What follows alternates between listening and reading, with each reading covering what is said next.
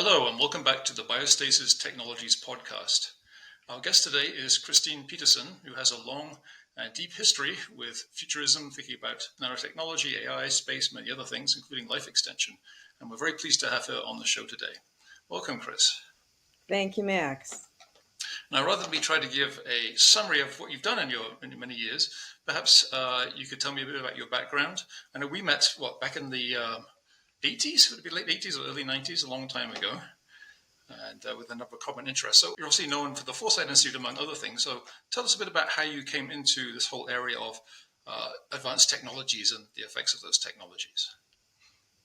Yeah, I was an undergraduate studying biochemistry at MIT when I met the Foresight Institute co-founder, Eric Drexler, who also at the time was an undergraduate.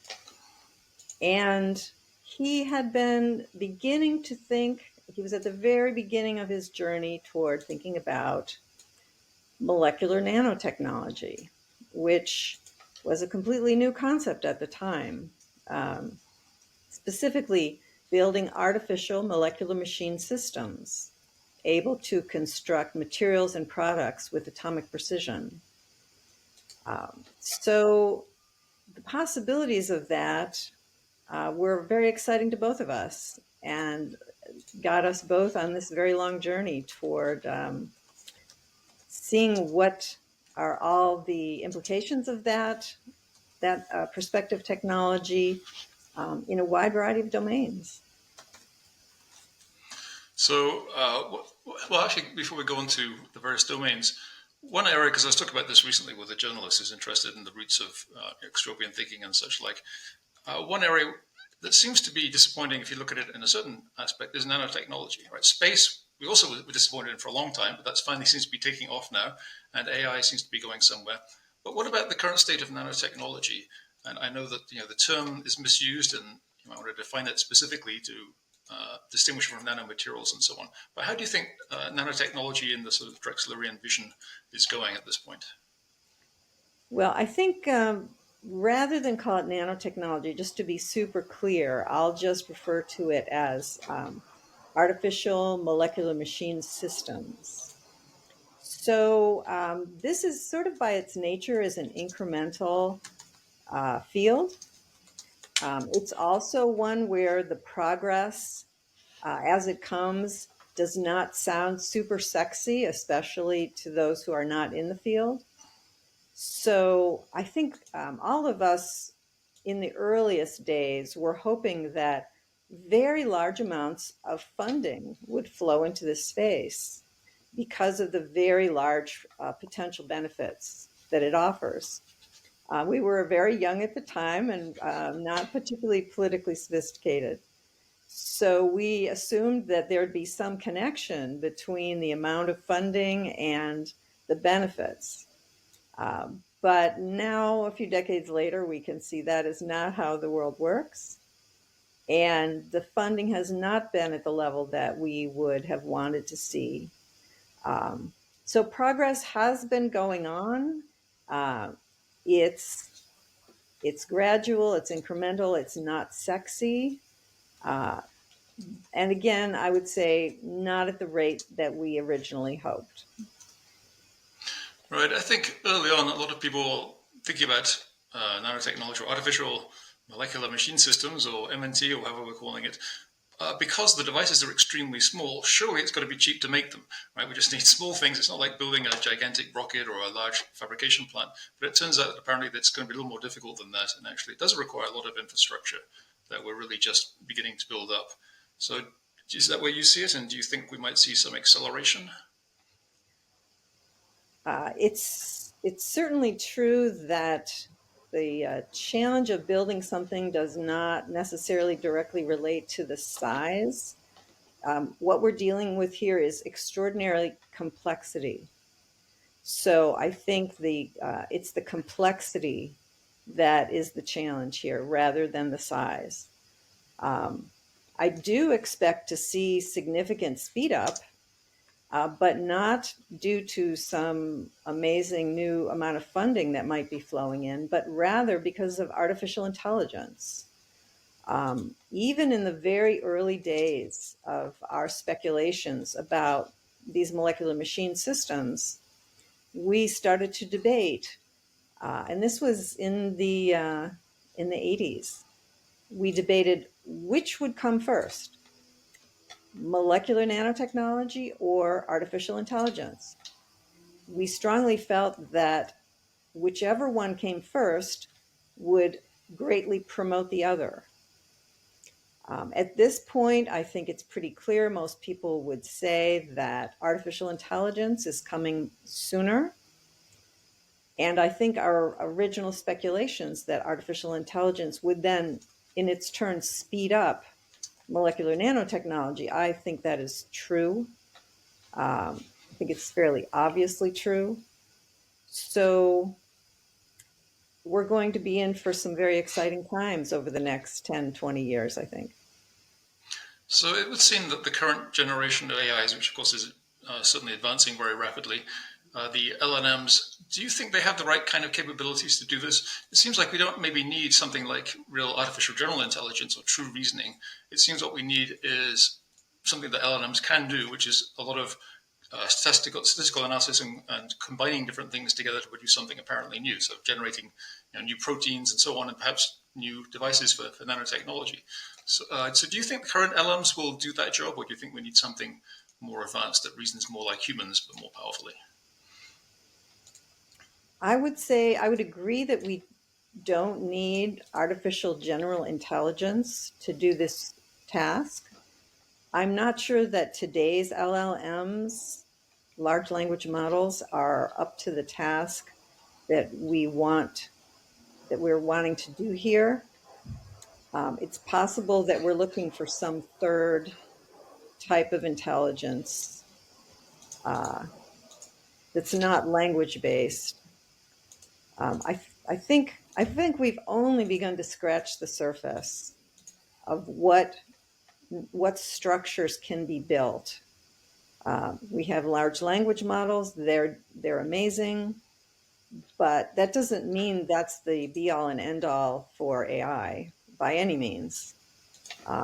And there's plenty of AI researchers who agree with that. So I would take a third path and say we don't need AGI, but it's not clear LLMs are the right path either. I think we're going to find something else.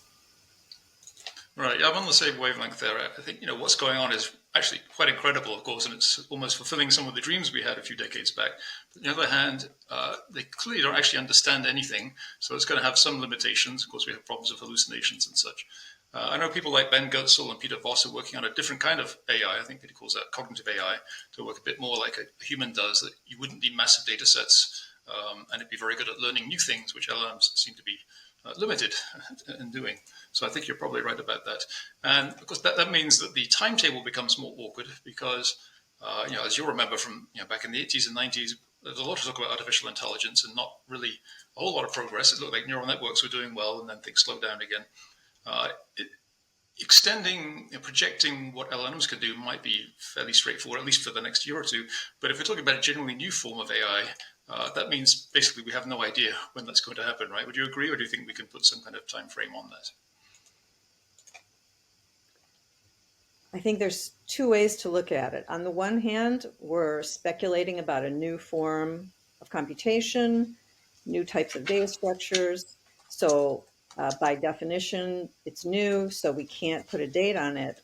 But on the other hand, I would say that one thing we can be quite sure of is that truly stunning amounts of money and some of the very best minds in the world are going to be thrown at this problem.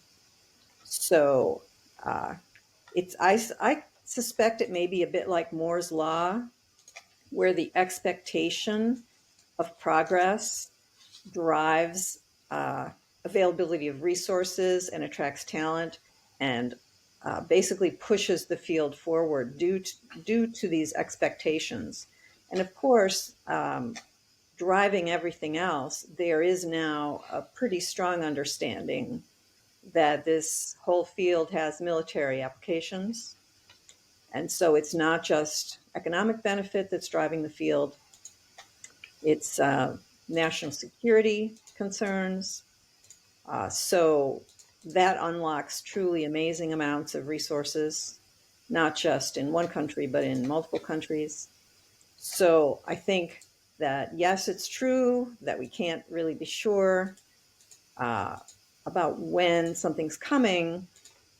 I think we can be sure that truly stunning amounts of resources will be directed on this. All right, there's like $500 billion from private companies being promised, and of course the military has a lot of money too.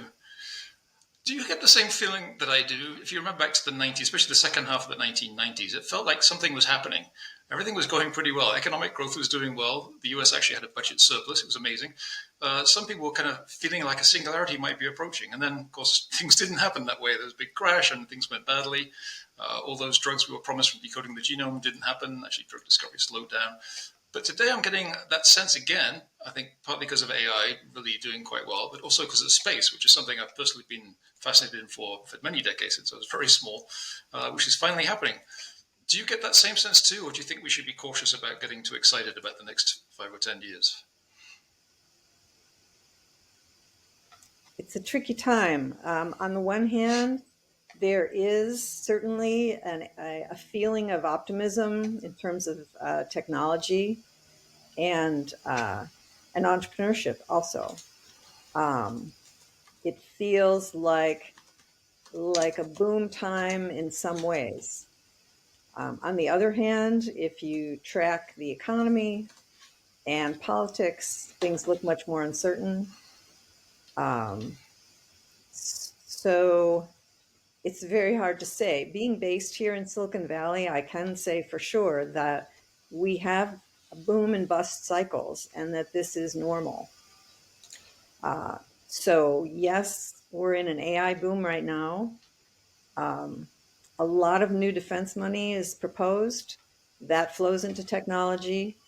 Apparently, and this shocks me, um, up until very recently, students in universities did not want to work for defense. It was not a cool thing to do. Now I read that they did a poll of Stanford students, and there's now a lot of enthusiasm for working for defense companies. This hasn't been seen in decades. So this is a big change. Um, so it's a highly uncertain situation. I'd say yes, there's a lot of optimism, but there's also a lot of uncertainty, and we'll just have to see where this particular boom takes us. Now, one thing that I've observed, and this is hardly unique to me, it seems that some well-known people who make forecasts and actually put dates on things seem to always expect the massive breakthrough just in time for them not to die. Do you feel that's likely in your case? This is going to lead into the discussion of what I call Plan A. Biostasis is Plan A. That the first thing you should do for life extension is to get your cryonics arrangements in place, because that's something you can do practically today. And you and I have both been hearing about life extension breakthroughs supposedly for decades now, and yet the maximum human lifespan has not budged at all. So, do you see things happening in time for you, so you don't have to be cryopreserved, or do you think that's unlikely, or do you have no idea? That's a great question. And I do follow the longevity science research pretty closely for a layperson. And I'd say there's wonderful science happening, and there's significantly more resources flowing into that space than there used to be. So that's encouraging. On the downside, I'd say that it's an extraordinarily difficult problem, and that even though the amount of resources flowing in has increased quite a bit, it's nowhere near where it should be. So I think that if you just looked at the science, you'd say, "Wow, we're making progress, and we can sort of see how this could be done." If we threw enough money at the problem, it's conceivable that that someone my age, I'm 67 now, that someone my age might reach longevity escape velocity before I reach my current natural lifespan. Um, but that money is not flowing yet, and I don't necessarily think it's going to. So I would say my odds are for sure under 50%. Okay. Yeah, I would say the same thing. I'm 6 years behind you, but I'm not feeling particularly optimistic at this point. So it's another reason I'm still focused on making biostasis or cryonics really work. I think these topics kind of naturally go together, right? Nanotechnology, or whatever you want to call it. Forgive me for using that term, just because it's easy. Space, longevity. But just a few weeks ago, I got a box of a newsletter, which you probably remember, claustrophobia. Did you see claustrophobia? Yeah. Yeah, so Eric actually sent me a whole box of those because I guess he has a lot of them sitting around. And I remember that from like the mid 80s, actually. It was one of the very early magazines, right around the time I started writing for Cryonics magazine, even before I did Extrabee. It was like a proto-Extrabee covering free societies, space, nanotechnology, that kind of stuff. So that was pretty cool to get that. So these topics seem to naturally go together. And of course, space enthusiasts have seen how slow things are going, and some people, some of these people thought, well, I have to live longer to make it into space, otherwise it's not going to happen. So these interests sort of naturally go together. So turning to specifically biostasis is kind of the preferred term. Oh, and by the way, about that, of course, Eric, in his book in 1986, used the term biostasis. But it's mostly been called cryonics. But today, we have Biostasis Technologies, my organization. There's tomorrow Biostasis in Europe. So it seems like Biostasis is coming back, which I quite like because cryonics to me sounds like a made-up word. It doesn't sound quite right. So I actually like Biostasis. So when did you first hear about cryonics or biostasis, and what were your initial thoughts and reactions to the idea? I was, as I mentioned, I was an undergrad at MIT in biochemistry, and I knew Eric Drexler, who was working on these technical issues, excuse me, of molecular nanotechnology, and he had reached the stage of the realization that these artificial molecular machine systems could be built. They would someday be built. We didn't know when, but someday. They were physically possible. And he had started to think about, well, what would that mean? What are the applications? And of course, he thought of medical applications. And once you start thinking along those lines, you realize, oh, you could do major repairs on the human body. You could do molecular level repairs. And then the next step off after that is, oh, this means that if you have enough information in a biostasis preserved human, if the information about the structures was still present, even under conditions of extreme damage, if you could compute the correct structures, you could repair the structures all the way down to the molecular level and thereby revive this person from their damaged state. So he realized, oh, okay, there is a connection here. And he had previously, prior to that realization, he had assumed that the damage from traditional cryonics was so significant that there would be no way ever to repair it. But once he went through this process of thinking about molecular machine systems in the future, he realized, oh, okay, someday we will have these artificial molecular machine systems with extremely high computational abilities and manipulation abilities at the molecular level. And that combining these, you would be able, in principle, to do major repairs as long as you could calculate the correct structure. And his technical judgment at the time, and as far as I know today, is that the information is sufficient, even from traditional cryonic preservation. The information is there. You could, in principle, calculate the correct structures, And therefore, with sufficiently advanced repair technologies, you could put all the molecules back in their proper places and thereby have a healthy human being again. So the first time I heard about cryonics was when he explained to me that his views had changed. He had never, that I recall, ever even mentioned cryonics to me before, because there was no reason to, because it didn't work. Once he went through this new mental process and realized, okay, things are different now. Now I see a theoretical way to handle this. Then it was worth discussing. So the first time I heard about cryonics was in the context of, oh, by the way, this thing I thought could never work, now it looks like it could work.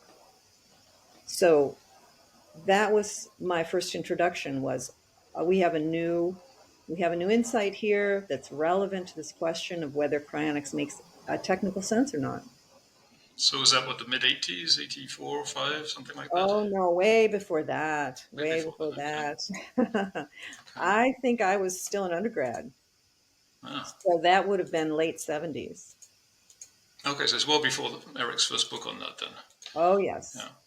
Which, of course, I know was in progress for some time before that. I was one of the fortunate people to get a draft of the book, and of course, it was originally going to be called The Future by Design, I think. At least that's the story I hear. That sounds right. I think those drafts are still floating around. Yeah. Yeah. So one of the books that you wrote or co-wrote was Unbounding the Future, which was, I guess, the next one after Engines of Creation, right before some of the technical stuff. Unbounding, I kind of like because it fits in very well with, I guess, today's progress movement and abundance movement, something I've been keen on for a long time as a big fan of Julian Simon, and more recent works that basically are challenging this idea that the Earth is a limited resource that we're using up rapidly and instead has a very different view of resources, essentially something that humans create through intelligence and technology. So tell us a bit about your book, Unbounding the Future, and what the main message of that was. Yeah, the first book, Engines of Creation, had been very popular and had reached a certain type of audience, but it was fairly abstract. So it was popular more with intellectuals and technical people. Even though it's a very accessible book, really, we felt that a more popularized version with more anecdotes, more stories, scenarios that would help more average, not a future-oriented reader, more typical reader, find these ideas more accessible. And another angle we put on that particular book was we wanted to make it clear that this set of technologies would be super useful for cleaning up the environment. Because I mean, we all want a great environment, right? We want environmental problems solved, obviously. So any future that we envision that's a positive future has environmental problems solved. So we wanted to really lay that out kind of clearly and say, hey, we can, using this technology that we believe is coming, we can really nail environmental problems in general. So yeah, it was a more accessible book and had this environmental spin to it. It was hard to make that argument. I had to convince some people. People just have a very false view of the way things are headed. One of the greatest books, I think, in recent times that I'm very fond of is Hans Rosling's Factfulness, where he really shows that people are actually worse than random at figuring out whether things are getting better or worse. He says, if you've got a monkey and threw darts at the answers, they would do better on average than the people do. They're systematically biased in the wrong direction. Really an excellent book. On Saturday, I was doing an interview for London Futurists, and it was funny because someone online sending in questions, and they were, I was saying that pollution is actually getting better in industrialized countries, in wealthy countries, and that tends to be something that happens as you reach a certain level of income and can afford nicer things. And I said, you can find this on humanprogress.org, you can find it on our World in Data. So they sent me a link to a pollution page at the our World in Data saying, no, see, pollution's getting worse. So I thought, what? So I went to the page, and they're quite quite clearly it showed that actually it's getting better. So if you can actually see it right in your face and still not see it, it's kind of difficult, isn't it? It Where does, is. It is. And yeah, and I think one optimistic point that is one you just made, which is as people get wealthier, they want and in fact demand environmental improvement. So I think that's a great argument, both for why we can expect things to improve the environment in the future and in favor of a growing economy. Because I think if people were to think clearly, they would realize that if the economy gets worse, if people feel poorer, the last thing they think about is the environment. So if we want a good environment, we must have growing economies. yeah, they seem to miss the point that when you're poor and starving, that's all you care about. You don't care about the pollution you're causing. But once you get to a certain level of wealth, then the environment becomes a good and you want more of it. And this is known as the environmental Kuznets curve. It seems to be something that happens in pretty much every economy, although at different times.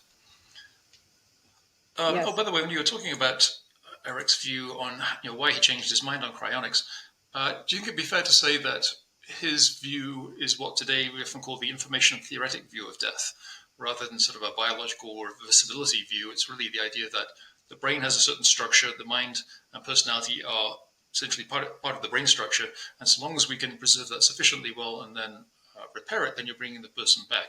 Is that the kind of underlying view of the definition of death that Eric was working with, you think?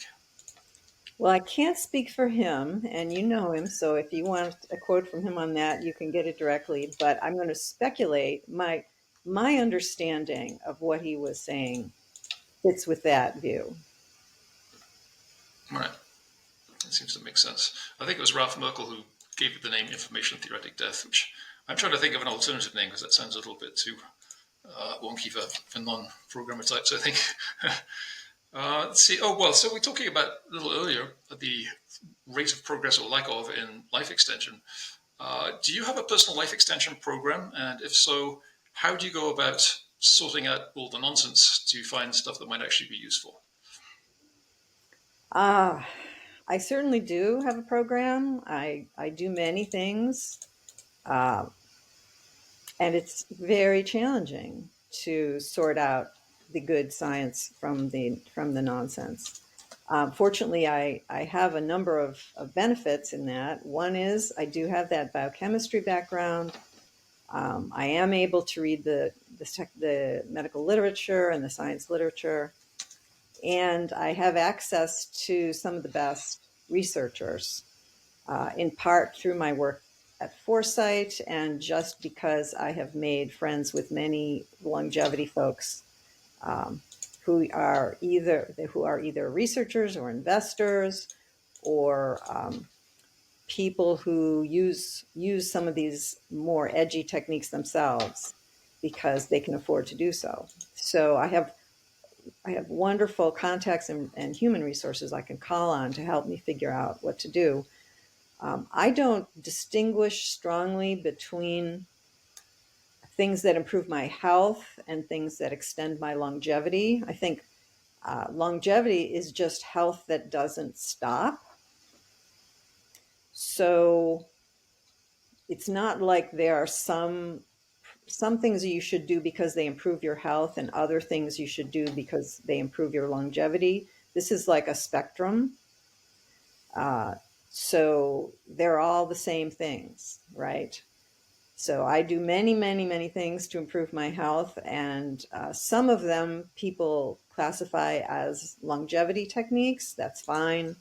I don't really think of it that way.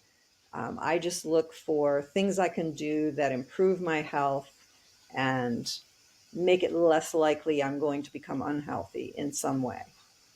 Right. I would make something of a distinction between health promoting practices and life extension. I totally understand what you're saying, and obviously anything which improves your health is going to reduce your risk of dying early.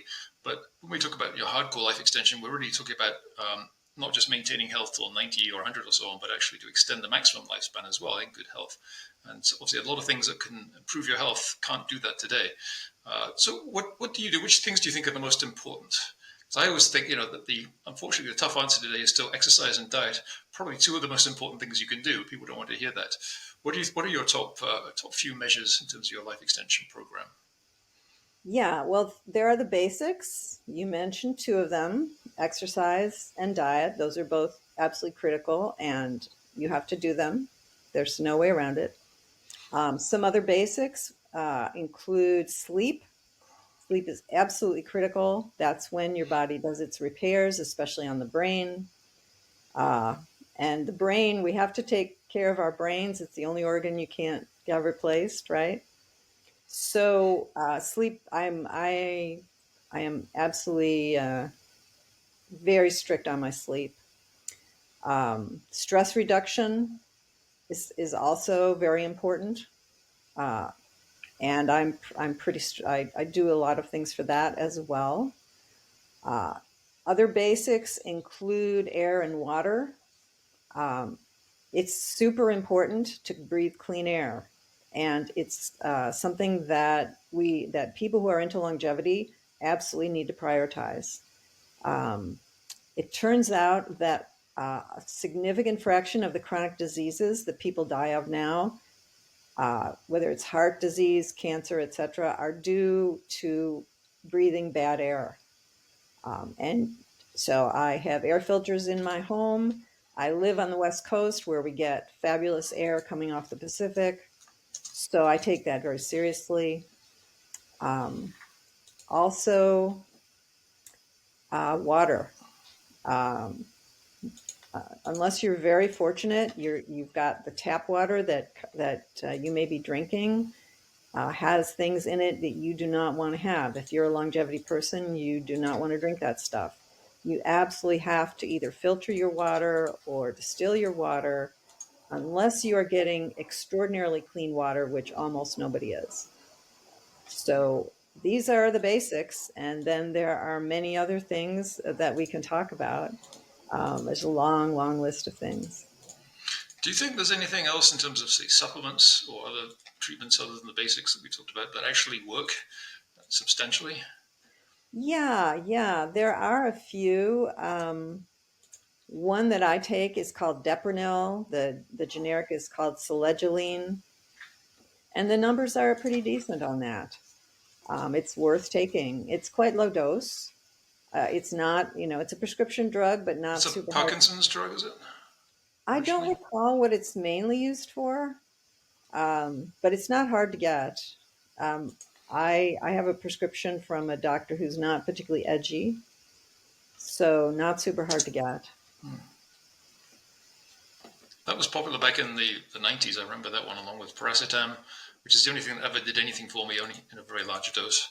And vasopressin, people used to snort vasopressin to improve their memory. Yeah, yeah.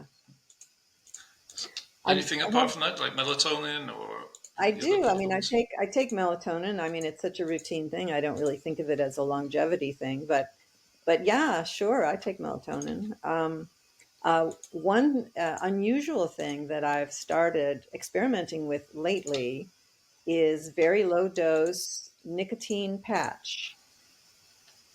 It turns out that nicotine has very interesting medical properties, and as long as you don't smoke it, you can get the benefits without the downsides. And this is a super low dose, super low dose.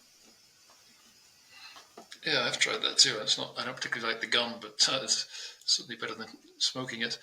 Caffeine, of course, I think is also, I've had this argument with some people, but I think caffeine, the vast majority of the evidence suggests is actually good for the brain. So I try to drink some, even though I don't particularly like the aftertaste. I try to always drink coffee. Yeah, I'm not a coffee fan either. I keep trying to drink it because I know it's a longevity beverage, but I just don't care for it. It is important, by the way, if you want to use coffee as a longevity drug, just make sure it's not interfering with your sleep. Your sleep is the most important thing. So if you can get good sleep, then sure, have some coffee. Yeah, I don't have to worry about that. According to 23andMe, I have the very fast metabolizer gene for caffeine, so I can drink a whole bunch of it and it doesn't do anything. Not noticeable. I think that's 30% of the population or so. Well, there's Great. fast metabolizers and very fast metabolizers, and I think together about 40%.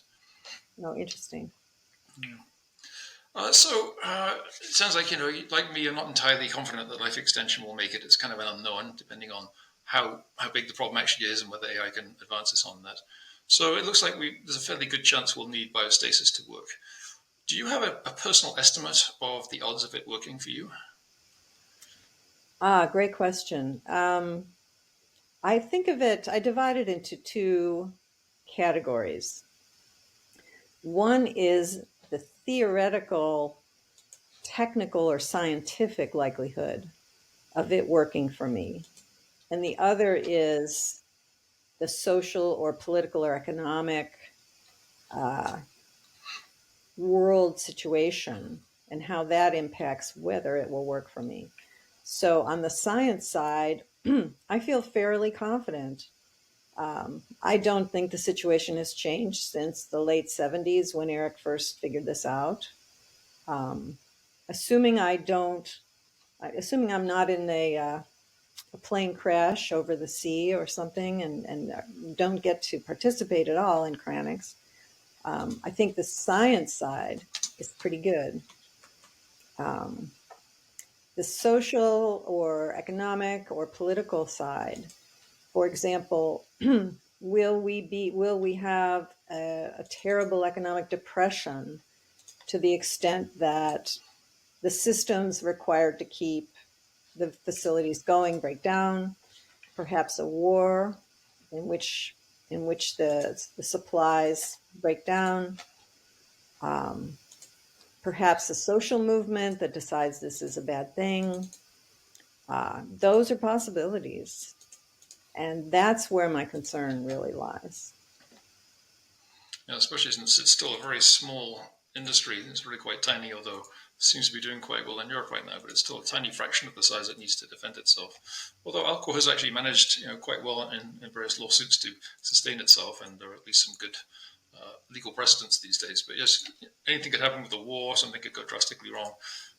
It might be we need to eventually, well, if space costs come down enough, then maybe we can solve the storage problem, but of course you still have to get people into cryopreservation, which takes quite a bit of work.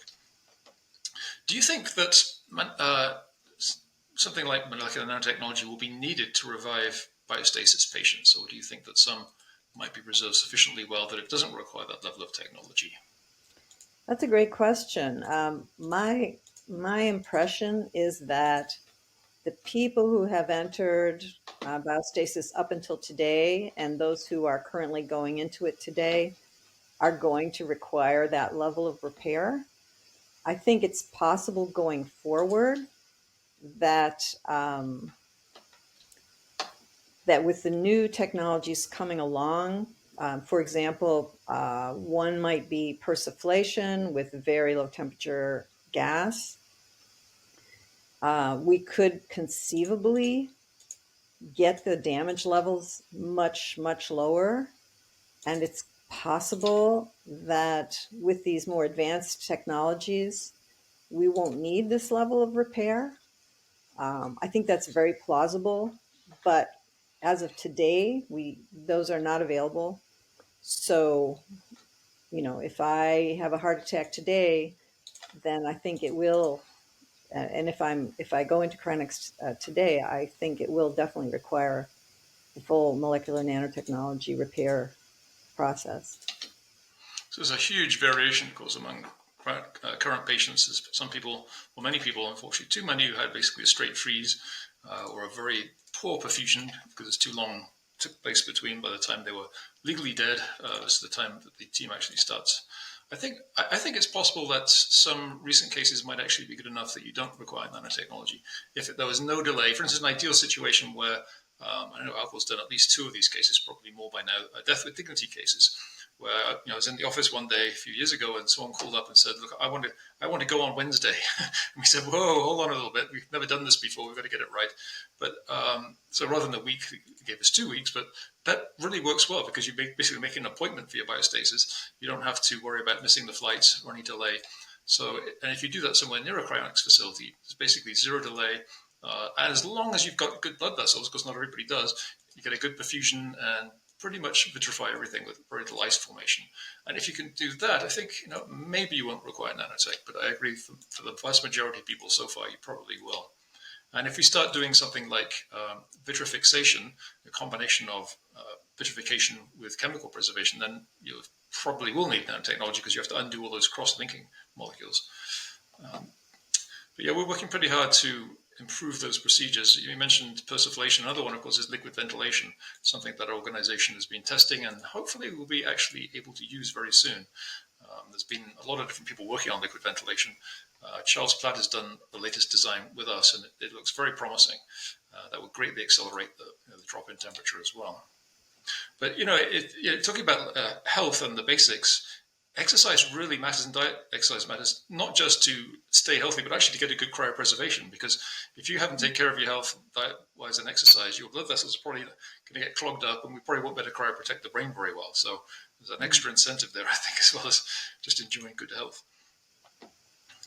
Good to know. So when you set up the Foresight Institute, you were, I guess, tell me if this is accurate. Initially, it was probably more to look at the possibilities, what nanotechnology could do in combination with other technologies. And then fairly soon afterwards emphasis may have shifted a little bit towards looking at the risks as well. Would you say that's how it happened? It's kind of like with extravincity. We really kind of champion a positive vision, but then over time you have to, once people actually start accepting that's possible, you can then kind of switch to thinking about some of the possible downsides or managing those technologies. Do you think that would be an accurate portrayal of how you got started with Foresight?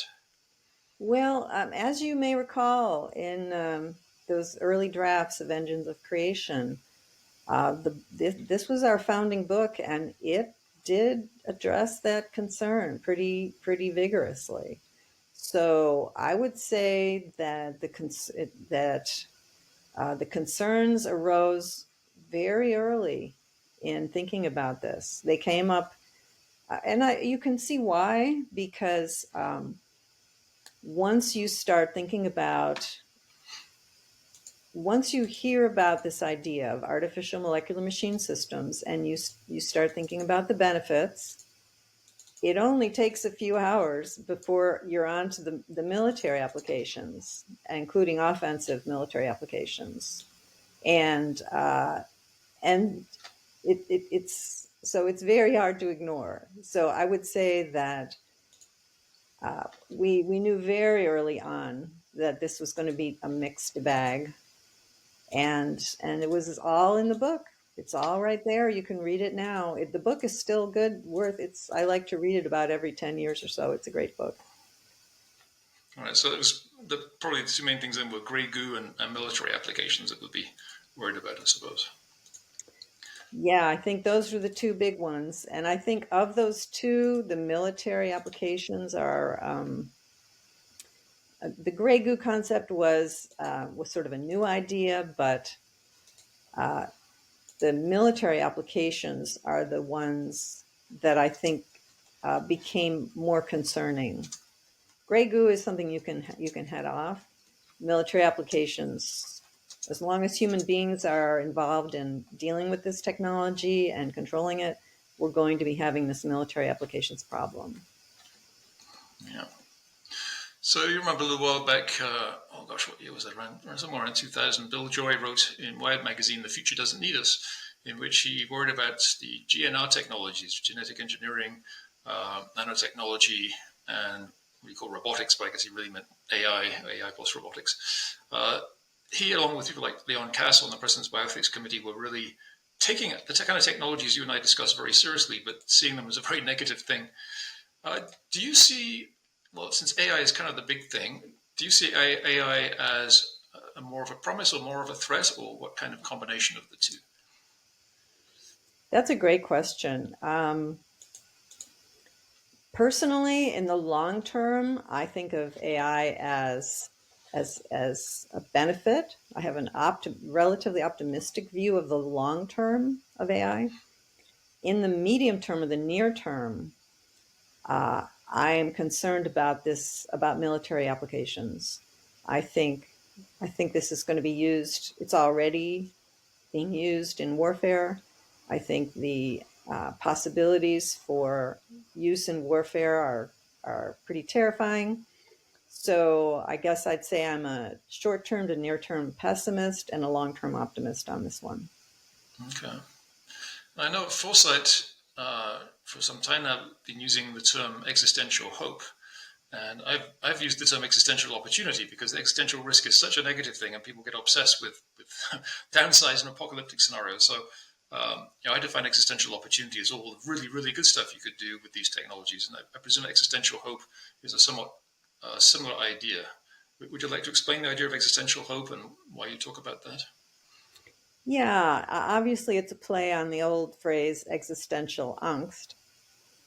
And we use this term existential hope to as sort of a kind of a phrase to evoke the foresight attitude, which is that the way to make to get a good future is to create a good future. In other words, if you want things to go well, get involved and make them go well. And that's what we do at Foresight Institute.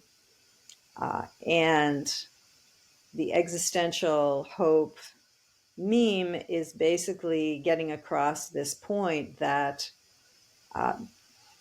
we take the position that one is optimistic because that is what enables one to work harder toward a positive future. It doesn't mean that we're not being Pollyannas. We're not saying there's no issues. Obviously, there are issues.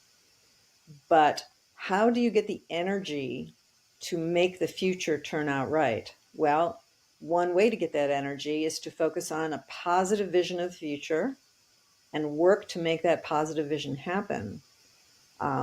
Another aspect of the concept is that one funny thing about human psychology is that if a human being focuses too much on negative scenarios, their behavior tends to lead in the direction of those negative scenarios. This is sort of like confirmation bias. Mm-hmm. So if you spend all your time worrying and talking and thinking about, let's say, negative AI scenarios, then your behavior will naturally tend to lead to that outcome.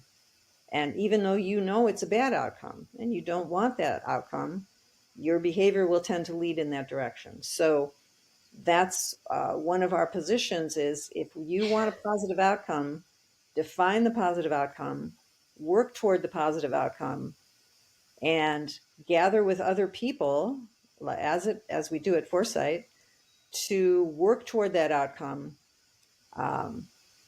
And that's the way to stay optimistic and to be most effective and to have a good time, frankly. Yeah, exactly. It's kind of cybernetics in a way, right? Cybernetics, you have the goal in mind, or Stephen Covey too, keep the end in mind, and then that kind of focuses your attention and you move in that direction. So it's really quite distressing that today so many people have such a negative view of the world, even though it's really the best, for most of us, the best world that's ever existed to live in. And yet people are worried about the oceans boiling away and dying of pollution and AI killing us all. It's kind of strange, isn't it, that we live in a really comfortable time compared to the past, probably not compared to the future, and yet people are so worried and so negative about things. How do we change that worldview?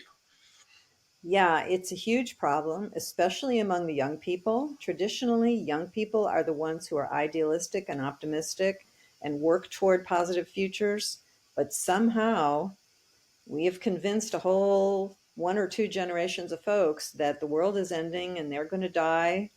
They're either going to die of global warming or they're going to die of AI out of control or nuclear war, or they're very pessimistic. And this is pretty much a disaster because that youthful energy is what drives many positive projects. So I think I'm not sure how we change it at a societal level. The way we do it at Foresight is we do active outreach, especially to young people, to say, hey, here are positive science and technology goals, and here are other people who want to work with you on those goals. Join us. And these days, Foresight even has some grant money to give away to mostly to young people who have exciting ideas. So it's a hard challenge to turn around the attitudes of two generations of folks, but we're taking a shot at it. Good. Yeah, and it seems that the more people are today, the progress movement, as it seems to be calling itself, seems to be burgeoning. There's more and more people, especially if you're on Substack and read the blogs there, you find quite a few people actually taking the positive view of things. I mentioned Hans Rosling's Factfulness earlier. I don't know if you've read that, but I think that's really a good book, very good way of getting people to rethink things. And I think probably doing some new versions of that, maybe around technology, would be a good idea, where you give them these questions and then show them based on uncontroversial information that their worldview is just wrong. It is a really tough one, but more and more people, I think, are coming around to that. And I think it helps to have, well, does it? I'm not sure it does, actually. I was going to say, I think it helps to have AI going very fast, but maybe it doesn't. Maybe that just scares people more. But I think space taking off, really speeding up, getting into space, that at least has, I mean, it's a very bold physical thing too. So I think that helps people to have a more positive attitude. Yes, there's no doubt that seeing those videos of the rockets, not just going up, but coming back down in a controlled fashion and being caught by those Isn't that incredible? gantries.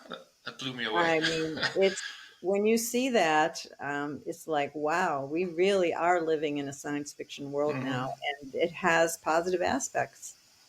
Yeah. When I saw that catch with the chopsticks, I was in tears. It was so amazing. It was like something out of a novel. Like I said, I don't think anybody talked about that in any novels. It was pretty amazing. So, and today, of course, we have the astronauts being returned to Earth finally after not being stranded, according to NASA. No, they're not stranded. Yes, They're just up there for far longer than they thought. I Um, agree. When I see these very dramatic things, it does bring me to tears, and it just reminds me that no, I mean, things can go very, very well. And so we just need to work harder to make them go very well. and I think Forsyth's also used the term eucatastrophe. We have, although it's not one of my favorite terms. I think we also had a little contest to try to rename it, and I Mm, don't know which term won, but I think you can explain to people many times what you mean by the term "you catastrophe," but they all they can hear is catastrophe. So right. it does not work. No, it doesn't work so well. A good catastrophe sounds odd. So I was going to ask, what are the major threats you see to the future? Maybe we shouldn't talk about that because maybe we'll bring them about. But okay, let's take a chance.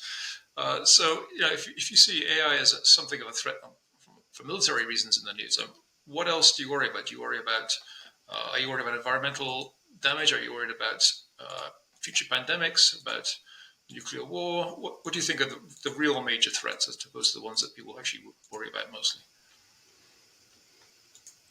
I'm not too worried about pandemics. I think this last one is now pretty well understood to be caused by gain of function research. And people are starting to say, maybe we should stop doing that. I also heard confidentially from a scientist who should know that Lyme disease also was gain of function research. Hmm. So this is not uncommon. So yeah, we just need to knock that off. And there are techniques for dealing with. There are medications that work for a wide variety of viruses. They, for some reason, our government decided we shouldn't use them in the last pandemic, but hopefully in the next one we'll be allowed to use them. So, I'm not so worried about pandemics. I'm not so worried about climate. Those are long-term issues that I think we can fix with technology if we just focus on it. The main scenarios that make me nervous are military scenarios, or economic downturns that are so severe that not only do they delay technological progress, but they also cause economic downturns can cause military problems, right? When a society is under great stress, one way leaders often handle that is they say, well, uh, it's those people's fault. Let's fight those bad people that caused our problems. So So I guess ultimately my big concerns generally come down to one way or another military issues. Okay. Yeah, I'm in agreement. I don't really see warming as a problem for the world. Really, it's interesting to me how when people discuss this, they almost never talk about the positives. It's always the negatives, as if there are no positives when they clearly are. It's puzzling that people fix on that one. Um, I'm concerned. I agree with you on worries about military dangers, but I'm particularly concerned right now because China has stopped growing. It's actually started shrinking and it's aging rapidly. So, you think about the leaders of China thinking, well, we're only going to get relatively weaker from now on. So if we're going to do something, maybe we should do it now. So it's that kind of worrying thing. And that also applies to Russia, of course, which is also shrinking and under a lot of stress. So when you're desperate like that and realize things aren't going to get better, relatively speaking, then you might want to launch your attack. So if we don't have a major disaster in the next 10 years, maybe the chances will actually start to go down because it looks like the US, if we don't mess things up badly, will continue growing and China will be slowing down and shrinking. So I don't know. We'll see. Yeah, it is. It's a stressful time right now for sure. Yeah. I also worry about the accumulation of bureaucracy and rules. I think we see that in Europe right now. Right, Europe is not very good at innovating. It likes to just regulate everything to death, and the US has been sort of following behind that. I think currently there's at least some hope that whether it's done poorly or well, we might actually see some reduction in that bureaucracy. It does worry me that we might get stuck on a planet where we've had so many rules and it's so hard to innovate. There's so many environmental impact statements you have to make and there's so much opposition that we won't get off the planet and then we'll just, we really will be having limited resources because we're not allowed to create new ones. But let's hope that doesn't happen. We have to keep working hard to see that it doesn't. It is a big problem. It's amazing how projects are held up, both in Europe and the US. Um, there does seem to be some enthusiasm right now, at least in the US, to fix this problem. It's a hard problem to fix, and I sure hope the folks who are trying are successful. Now, one thing I like to mention to people, because I guess most people don't know this, they talk about how it takes 10 years or 17 years to build any large project. I like to ask them, how long do you think it took to build the Empire State Building? And of course, they usually guess, 10, 15 years. No, it took 11 months. Isn't that incredible? That's unbelievable today. But I think it shows that there's no inherent problem. It's like with nuclear power. We could be having that for a tenth the cost if we didn't have these insane regulations, but we've made that very, very difficult. So the future really is a great, full of possibility, but we tend to destroy those possibilities, unfortunately. You're right, and if that speed of building was routine. If you look, I don't know the exact number, but for example, the speed of construction of the Golden Gate Bridge is stunning. It was just stunning. So these things can be done, and we can do things like that again. Let's try to make that happen. Okay. Well, to wrap up, is there anything you'd like to tell us about current projects that you're working on, priorities? Wow.